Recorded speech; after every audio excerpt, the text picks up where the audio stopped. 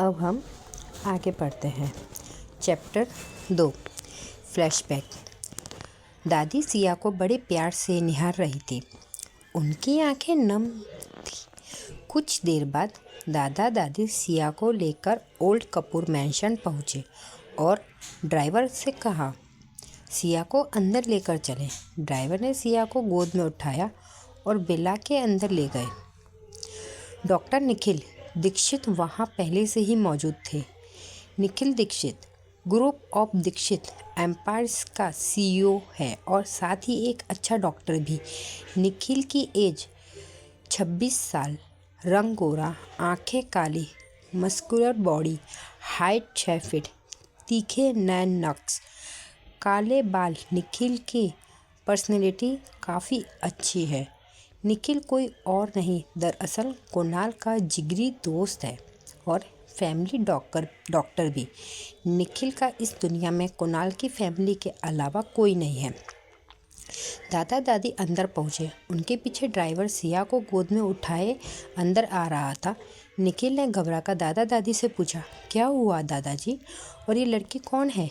दादी ने कहा, नालायक, सवाल बाद में पूछना, पहले इस बच्चे का इलाज कर। अगर इसे कुछ हुआ तो तेरी खाल उतार दूंगी। निखिल ने कहा, ठीक है, इसे अंदर लेकर चलो। वो ड्राइवर सिया को बेड पर लिटा देता है और वहाँ से चला जाता है। दादा दादी और निखिल तीनों सिया के पास आते हैं। निखिल जल्दी से सिया को चेक करता है और फिर गोली निकाल देता है। ड्रेसिंग करने के बाद जब निखिल उसके चेहरे पर आए बालों को हटाता है तो झमसा जाता है।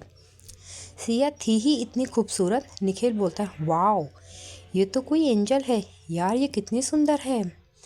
तभी दादाजी निखिल को हिलाते हुए बोलते हैं, क्या हुआ, तुम कहाँ खो गए? निखिल दादा दादी से बोलता है, घबराने वाली कोई बात नहीं है, ये खतरे से बाहर है, सुबह तक होश आ जाएगा इसको। निखिल बोलता है, पर आप मुझे ये बताओ, ये लड़की कौन है और ये इस हाल में क्यों है? दादाजी और दादी माँ निखिल को बाहर चलने का बोलते हैं और तीनों हॉल में सोफे पर आकर बैठ जाते हैं।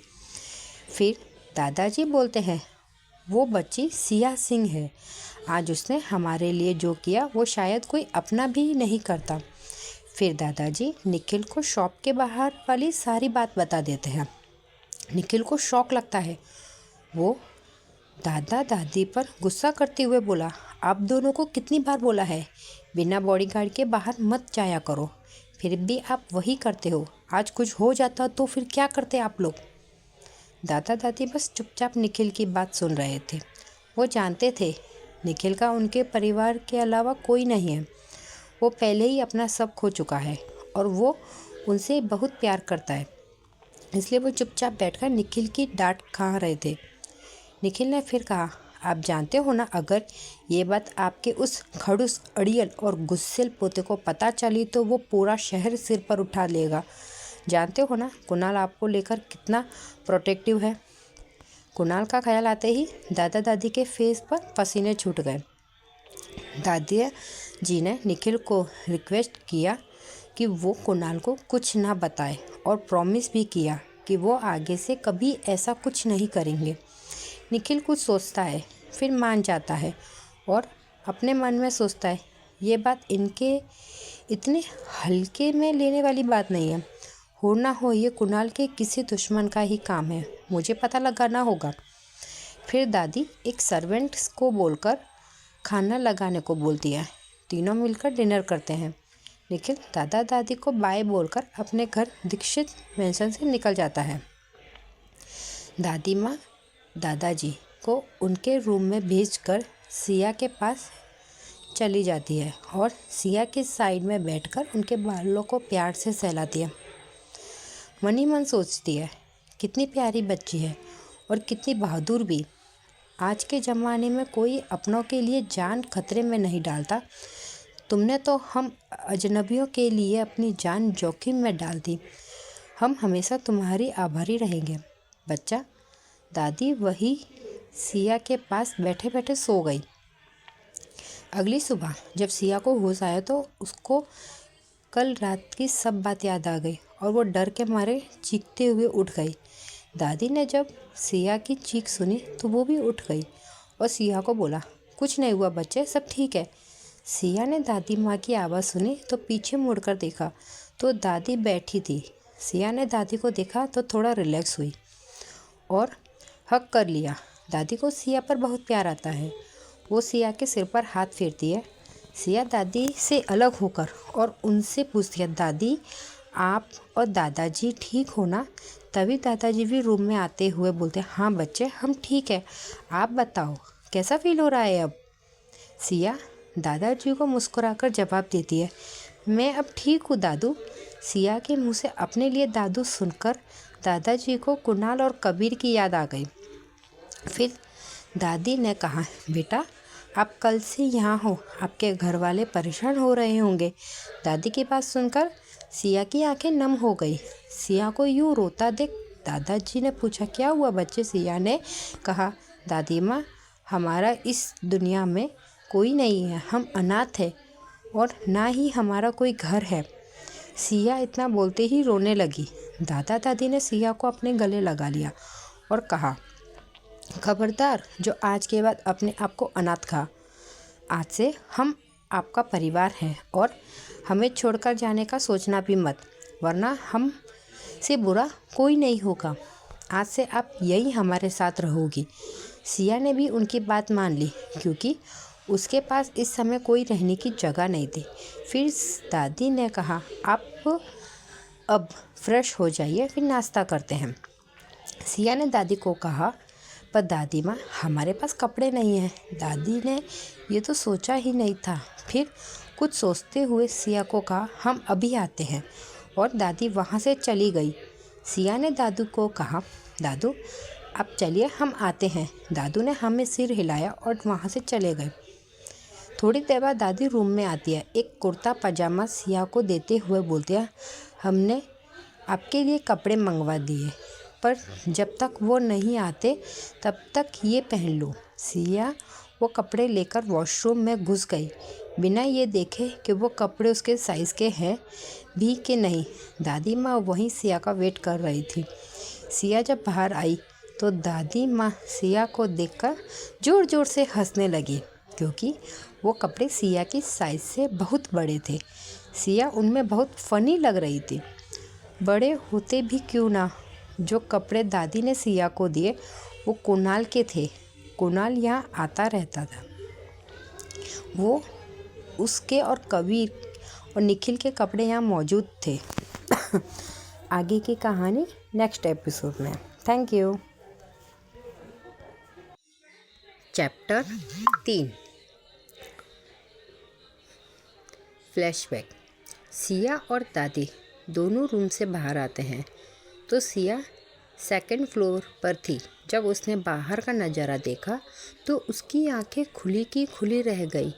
कपूर विला बहुत ज़्यादा सुंदर तरीके से बनाया गया था, बिल्कुल किसी महल के जैसे। सिया को घर बहुत पसंद आया। सिया ने दादी से पूछा, दादी माँ यहाँ घर में सब कुछ वाइट कलर क्यों है? दादी ने सिया को जवाब दिया, ये हमारे बड़े पोते की पसंद है क्योंकि उन्हें वाइट कलर बहुत पसंद है। सिया ने कहा, दादी वाइट कलर तो मुझे भी पसंद है। दादी ने कहा, अरे वाह क्या बात है। सिया बस दादी को देखकर मुस्करा दी। दादी और सिया दोनों हॉल में पहुँचे जहाँ दादाजी पहले से ही मौजूद थे। दादी जी ने सिया को देखा तो वो भी सिया को कुणाल के कपड़ों में देखकर हंस पड़े। सिया ने कहा, दादू आप भी हम पर हंस रहे हैं, और मुंह बनाकर डाइनिंग टेबल पर बैठ गई। आज पहली बार घर में सिया की वजह से चहल पहल थी। दादी दादू को डांटते हुए बोलती है, आप क्यों बच्चे को परेशान कर रहे हो? दादाजी मुंह बनाते हुए बोलते हैं, हमने क्या किया? फिर तीनों मिलकर नाश्ता करने लगे। सिया दादी के साथ बहुत जल्दी घुल मिल गई। सब बहुत खुश थे। तीनों बात कर रहे थे तभी वहाँ निखिल आ जाता है। सिया को सबके साथ हंसता मुस्कुराता देख निखिल के चेहरे पर एक बड़ी सी स्माइल आ जाती है। निखिल फिर दादा दादी को आवाज़ देता है, दादी माँ दादू मैं आ गया। तीनों एक साथ निखिल की तरफ देखते हैं। दादी माँ निखिल को बोलती है, अरे निखिल बेटा आ गए। तुम आओ या हमारे पास बैठो। निखिल जाकर दादी माँ के पास बैठ गया। सिया बस चुपचाप निखिल को देख रही थी। दादी माँ ने सिया को बताया, रात को निखिल ने ही सिया की जान बचाई थी। फिर निखिल के बारे में सिया को बताया। सिया ने बड़े प्यार से निखिल को थैंक यू कहा। बदले में निखिल ने सिया को कहा, थैंक यू, आप तब बोलना जब मैं आपको ड्रेसिंग कर दूँ। दादा दादी ने भी निखिल की हाँ में हाँ मिलाई तो सिया ने कहा, ठीक है, आप कर दे। और जैसे ही सिया खड़ी हुई, निखिल सिया के कपड़ों देखकर ज़ोर ज़ोर से हंसने लगा। सिया ने बच्चों की तरह शिकायत करते हुए कहा, आप सब हम पर हंस रहे हैं, जाओ, मैं किसी से बात नहीं करूँगी। और सिया जिस रूम में रात को रुकी थी उसी में वापस चली गई। निखिल ने फिर दादा दादी से सिया के परिवार के बारे में पूछा तो दादाजी ने कहा, उस बच्ची का इस दुनिया में कोई नहीं है, अब से हम ही उसका परिवार है। निखिल को सिया का दर्द अच्छे से समझ आ रहा था क्योंकि वो भी सिया के जैसा ही था। निखिल ने कहा, कोई बात नहीं, हम तो है ना उसका परिवार। दादी ने कहा, निखिल, मैंने तुम्हें जो काम बोला था किया? निखिल बोला, जी दादी माँ, मैं ले आया सिया के लिए कपड़े। फिर निखिल ने अपनी कार की से एक सर्वेंट उसमें से 7-8 बैग मंगवा लिए और उन्हें सिया के पास भिजवा दिया। सिया रूम में परेशान बैठी थी, तभी उसका डोर नॉक हुआ। उसने कहा, जाओ। तो सर्वेंट बैग हाथ में लिए खड़ा था। फिर सर्वेंट ने कहा, मैडम, ये दादी माँ ने भेजा है आपके लिए। सिया को सर्वेंट का खुद को मैडम बुलाना अच्छा नहीं लगता। वो खड़ी होकर सर्वेंट से बैग लेती है और उसको बोलती है, भैया, आप हमें मैडम ना बोला करें, सिया दीदी बोलो, हमें बहुत अच्छा लगेगा। सिया की बात सुनकर वो सर्वेंट खुश हो गया और खुशी से कहा, जी सिया दीदी। सिया ने कहा, अब ठीक है, आप जा सकते हो। सर्वेंट वहाँ से चला गया। सिया ने बैग खोले तो हैरान रह गई। निखिल बहुत सारे कपड़े लेकर आया था और वो भी ब्रांडेड। एक स्लीवलेस कुर्ती और प्लाजो लिया और चेंज करने वॉशरूम में चली गई। थोड़ी बाद सिया नीचे आई तो सबकी नज़र सिया पर टिक गई। निखिल ने कहा, वाह सिया, तुम तो बहुत प्यारी लग रही हो। सिया ने बड़े एटीट्यूड के साथ निखिल को जवाब दिया, प्यारी तो मैं बचपन से ही हूँ, आपको पता है निखिल जी, मैं तो पैदा भी हॉट हुई थी। और जाकर निखिल के सामने बैठ गई। निखिल तो बस सिया को देखे जा रहा था। निखिल को सिया को देखकर कबीर की याद आ गई। दादी ने कहा, बच्चे, आप सब में बहुत प्यारे लग रहे हो। सिया ने कहा, थैंक यू दादी माँ। दादू ने कहा, निखिल, तुम सिया की ड्रेसिंग कर दो। निखिल ने हाँ में सिर हिलाया और सिया की ड्रेसिंग करने चला गया। दूसरी तरफ कपूर मैंशन में कुणाल सोफे पर बैठा काम कर रहा था। उसके सामने कबीर सिर झुकाए खड़ा था। कुणाल ने कबीर को गुस्से में चिल्लाते हुए कहा, बोलो, क्या किया है अब तुमने? कबीर की डर के मारे जान हलक में आ गई। फिर कबीर हिम्मत करके बोलता है, भाई, आपने जो न्यू असाइनमेंट के इंटरव्यू के लिए असिस्टेंट के इंटरव्यू के लिए बोला था वो मैं भूल गया। कुणाल जो काम कर रहा था उसके हाथ कबीर की बात सुनकर अचानक रुक गए। कुणाल ने कबीर से की तरफ देखा और कहा, क्या तुम्हें अभी फिर से बोलना है? कबीर की तो जान निकल रही थी। कबीर हिम्मत करके बोला, भाई, मैं कल ही कर दूंगा, प्लीज़ आप गुस्सा नहीं करो। कुणाल ने गुस्से में दांत भींचते हुए कबीर से कहा, ये लास्ट बार है, तुम्हारा अगर अगली बार एक भी गलती की तो तुम्हें लंदन वाले प्रोजेक्ट पर भेज दिया जाएगा। कबीर, नहीं भाई, मैं कल ही कर दूंगा। कुणाल बोला, नाउ गेट लॉस। कबीर तो वहाँ से अपने रूम में ऐसे भागा जैसे उसके पीछे कोई भूत पड़ गया हो। कबीर ने अपने रूम में जाकर ही सांस ली और बेड पर बैठकर खुद से ही बोला, बच गया। आज तो खड़ूस राक्षस अपने निर्दयी भाई से आज तो मुझे बच्चा कच्चा चबा जाते। भगवान कब पीछा छूटेगा मेरा भाई के गुस्से से। जल्दी से किसी को भेज दो जो उनके गुस्से को हैंडल कर सके, वरना मेरा मरना तो तय ही है। हेलो फ्रेंड्स, 2 चैप्टर हो गए हैं आज, ठीक है। नेक्स्ट चैप्टर अगले दिन दूंगी।